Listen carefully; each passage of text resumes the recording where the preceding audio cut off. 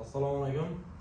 Men Toshkent texnologiya instituti neft va gaz qayta ishlash kimyo fakulteti kafedrasi 3-bosqich talabasiman. Bugungi mavzumiz gaza kondensatni barqarorlashtirish. Bu yerda hozir gaza kondensat birinchi navbatda barqarorlashmagan gaza kondensat kirib keladi.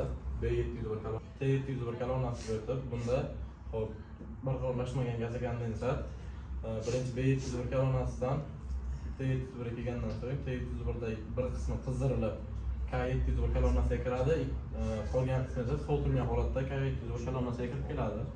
Hop, bundan P701 pechiga o'tadi. Pechdan ventilyatsiya yordamida yana qaytib kolonnaga ko'tarilib, kolonnadan ikkinchi K702 kolonnasiga o'tadi. Bundan xuddi shu jarayon takrorlanadi. P702 pechiga o'tadi. Pechdan yana ventilyatsiya kolonnasiga tushib, ventilyatsiyadan yana qaytadan K702 kolonnasiga qaytib chiqadi. Hop, bu yerda K702 dan tepadan keraksiz gazlar, K701 va K702 da keraksiz gazlar tepasidan chiqib ketyapti. Hop, keyin bizga T703 ga propan va butan fraksiyalari o'tadi. Propan va butan fraksiyalari tepa qismidan o'tib kelyapti.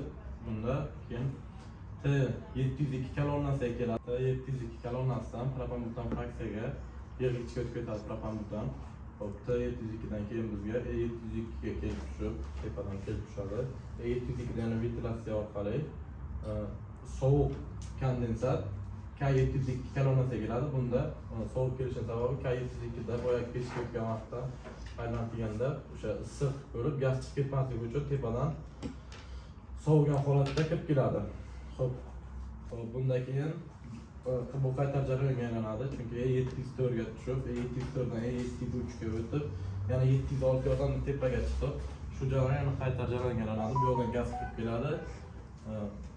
Shu hozir aytganlar aylanib, yana 704, 705, 706 yordamida chiqib aylanaveradi.